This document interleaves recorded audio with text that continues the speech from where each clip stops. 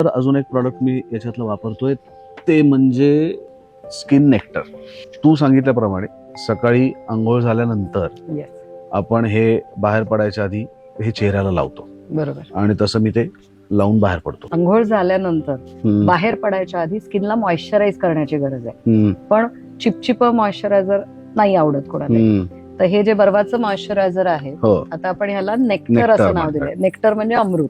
हम्म, तर तुमच्या स्किनसाठी अमृतासारखं काम करणारं काय असेल तर हे नेक्टर आहे, हम्म, जे मॅटिफाईंग मॉइश्चरायझर आहे. हम्म. कोणत्याही प्रकारचे ऑइल किंवा कुठलेही रेसिड्यू ते तुमच्या चेहऱ्यावरती ठेवत नाही. हम्म, लावल्यानंतर एक क्लीन आणि सटल असा सिम्पल लुक तुम्हाला याच्यातून मिळतो. बरोबर. प्लस नरिशमेंट राहते. हम्म. पण आता ह्या नेक्टर मध्ये काय काय घटक वापरलेत? नेक्टर मध्ये हम्म. 2 मेन इन्ग्रेडियंट आहेत. हम्म. एक आहे नियासिनामाइड हम्म, आणि दुसरं आहे प्रोपोलिस. हम्म, आता नियासिनामाइड म्हणजे व्हिटॅमिन B3 म्हणलं जातं. हम्म, पण नियासिनामाइड काम काय करतं तर ते चेहऱ्यावरच्या सुरकुत्या ज्या असतात, म्हणजे हम्म. खुणा ज्या आहेत, वाढत्या वयाच्या ज्या खुणा आहेत, हम्म, या कमी करण्याचं काम करतं. स्ट्रेचिंग येतं स्किनला, थोडंसं हो. असा ओढली जाते स्किन हो, आणि तो स्ट्रेच मिळाल्यामुळे त्या रिंकल्स बाजूला गेल्यात असं दिसतं. हम्म, पुन्हा त्या हम्म, काढून टाकणार आहोत का आपण? नाही. तर नाही.